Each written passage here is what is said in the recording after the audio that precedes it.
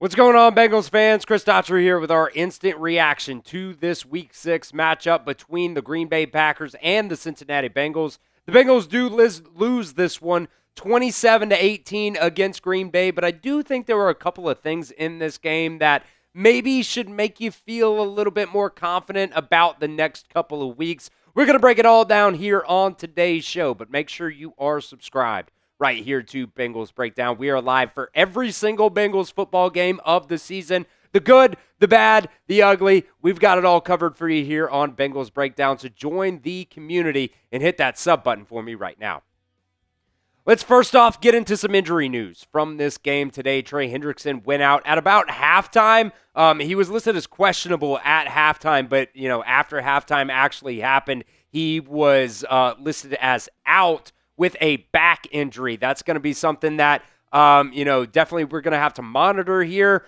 You need Trey Hendrickson on this Bengals defense because there were definitely a couple of times in the second half of this game where you really thought that, maybe if the Bengals can get a stop here on defense, that you give yourselves a chance, and they just weren't able to really get any pass rush on Jordan Love. So Trey Hendrickson going out at halftime with a back injury. We're going to have to monitor here in the next couple of days. Mike Gesicki also went out at the beginning of the game. Not exactly sure when this injury ended up happening.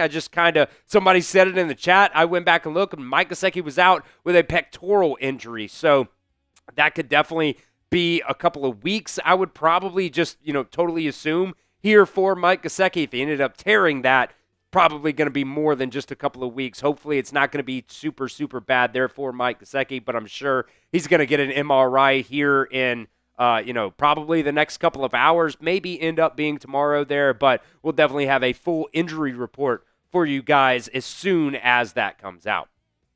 Amarius Mims also left in the fourth quarter of this game today. Looked like it was probably a, ankle injury for him. I think he probably got stepped on. If I were to guess there, it was late in the ball game. He tried to continue to go, ended up playing one more snap, but ended up going out in the fourth quarter of this game today. Cody Ford went in there, and look, you want Amarius Mims out there instead of Cody Ford. We'll continue to monitor that as well. And then one more player that I want to talk about before we kind of get into some more stuff, our takeaways and everything like that, is Logan Wilson. Kind of seems like Logan Wilson ended up getting benched in this game today. Only played 12 snaps on the defensive side of the ball. Ben Baby putting this out, sometime around the third quarter, I think it was, said, per Next Gen Stats, Bengals linebacker Logan Wilson has not played a defensive snap in the second half. Did also note that he was playing a little bit on special teams. Zach Taylor was asked about it in the postgame press conference, and he said that it says more about Barrett Carter than it does about Logan Wilson. So, there was some kind of weird back and forth a couple of weeks ago about Logan Wilson not necessarily getting as many snaps as he really wanted to. We'll continue to monitor that as well. But like I said, Zach Taylor said it says more about Barrett Carter than it does Logan Wilson. But it seems as of right now, Logan Wilson got benched as the middle linebacker there for the Cincinnati Bengals. All right, let's get into some takeaways from this game today. Joe Flacco, I thought, played a pretty decent game today. Look, the first half started off pretty slow, but then in the second half, things really did start, rolling for Joe Flacco. And I think it makes you a little bit more confident in what the Bengals can do here over the next couple of weeks. He was 29 of 45 in this game today, over 200 yards passing. I think the biggest thing for Joe Flacco, he did not turn the ball over. No picks, 2 touchdowns, no picks for Joe Flacco. And I think we were even talking during the live stream, during our watch party. I think Joe Flacco, first couple of weeks for the Browns, he had like a 27 or something like that QBR. In this game today, he had a 90 QBR. And, he was getting the ball to the playmakers, whether it was Jamar Chase, whether it was T. Higgins, or even Noah Fant. He was getting the ball to those guys. So I just think, going forward, you get more practices under your belt. You get some more, kind of in-depth in this playbook. I think you can feel a little bit more confident about Joe Flacco being out there above Jake Browning at that quarterback position. I thought just overall, First half was a little slow, but the second half, things started kind of coming around for Joe Flacco. And look, this is also a game that I don't think a lot of people really expected. I don't think a lot of Bengals fans really expected to win this game today. And Joe Flacco in the second half put you in a position to possibly end up winning this game. So I want to hear from you guys down at the pinned comment of today's show.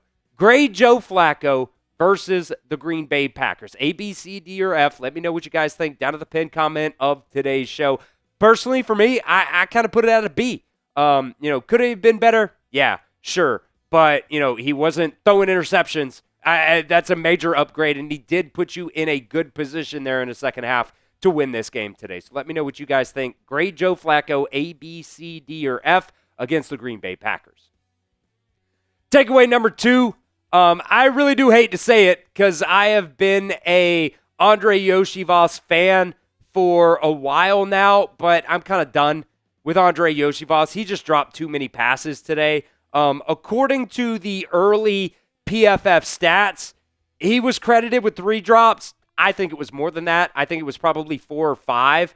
And the big one was there on that third down late in the game where you really just needed it. You needed a catch from Andre Iosivas, and he wasn't able to give it to you.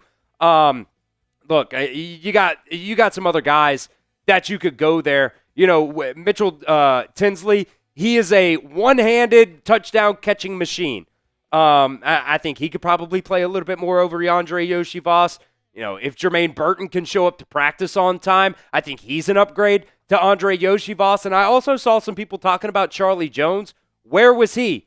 In this game today? I don't really think, let me just double check here. Yeah, Charlie Jones not really getting any work with the receivers today. It didn't have any targets, didn't have any receptions, anything like that. I don't know why Charlie Jones necessarily isn't out there. I think he's probably even an upgrade over Andre Iosivas at this point. There's just the drops.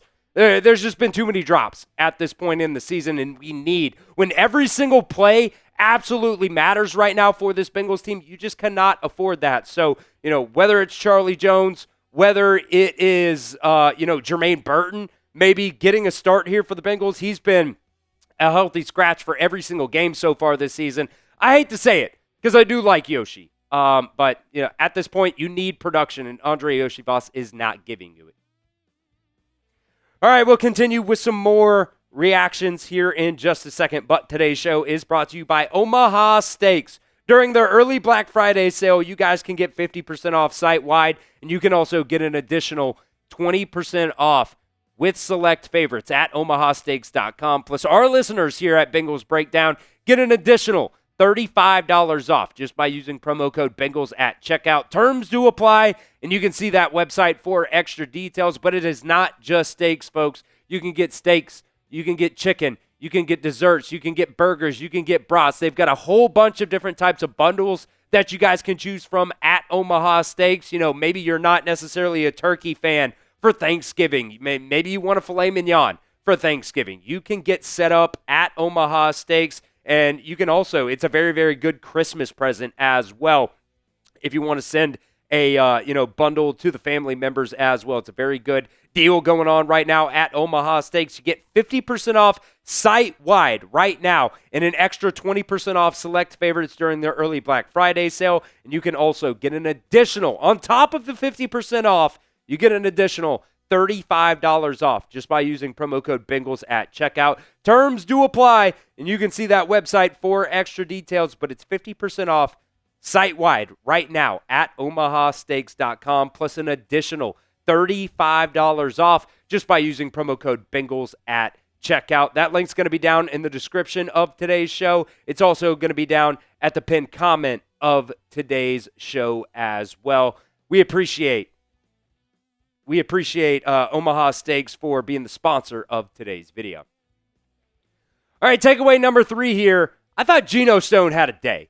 Early on that first drive, he ended up getting the interception. He had a couple, really, really big tackles as well in this game. I thought just overall, this was probably the best game of the season for Geno Stone. Just kind of looking at his coverage grades and stuff like this early on from PFF, 71.3 coverage grade today, 89.1 pressure grade for him. Like I said, he had a sack in this game, had a couple stops in this game today, had a couple pressures from that safety position as well, and also had the pick at the beginning of today's game. Obviously the Bengals weren't really able to do anything off of that interception because the offense in the first half was, just not very good at all. But Geno Stone, I thought he had a really, really good game today. Wanted to highlight that here on our takeaway video.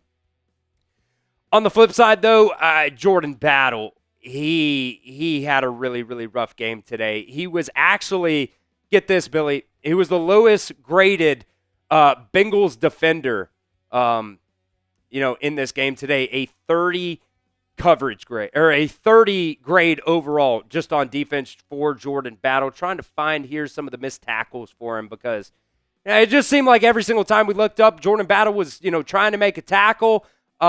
He just, was missing a bunch of tackles, in this game today. Looks like, he still had 5. It says he only has 2 missed tackles, but, and honestly, it just seemed like, he had more than that. The coverage grade for him, 4 for 4, didn't have any pass breakups today, gave up a touchdown. It's been just a, tough ride here for Jordan Battle over the past couple of weeks. And, when Geno Stone's playing good and Jordan Battle's not, there was even a play that I remember off the top of my head that, the Packers were going down the field, they were driving, and you had an opportunity to get a stop, and Josh Jacobs was stiff-arming Jordan Battle for at least 7-8 yards. You got to be able to make the tackle. And I just thought overall it was a very, very rough game for Jordan Battle in this one today. And I don't necessarily know that, it's going to continue to go on for Jordan Battle like that. I thought just overall this season he's been pretty decent. But in today's game, whether it was the missed tackles, whether it was, just getting stiff-armed, totally getting bullied, not really doing anything in coverage, Jordan Battle had a really rough one. And I would love to see him bounce back here in the next couple of weeks. So what is your one-word reaction to this loss against the Green Bay Packers? I thought it was a pretty, okay game overall. I know you get the loss. I know nobody wants to lose these games, but nobody thought at the end of this game today you were going to be in a position to win it. So maybe it's a little bit more positive, but you guys can get creative down in the comment section of today's show. What is your one-word reaction to this loss versus the Green Bay Packers? Reaction number 5. I will say this, with the addition of Joe Flacco, I think you put yourself in a pretty good position. I think this game against the Steelers on Thursday night is going to be a pretty winnable game. It is at home. It is going to be a short week, but you get a couple more practices under your belt. You have the Steelers this week. You have the Jets. Then you have the Bears. All 3 of those games are at home. Then you have the Steelers on the road. Look, at the end of the day, Joe Flacco is an upgrade for you at that quarterback spot. And I do think just going into this Thursday night football game, that is going to be a winnable game for the Bengals. After that, you have the Patriots at home. Maybe. Patriots seem like a pretty good football team right now. Ravens haven't looked so good so far this year. Bills, that one might be a loss. But then you have the Ravens again.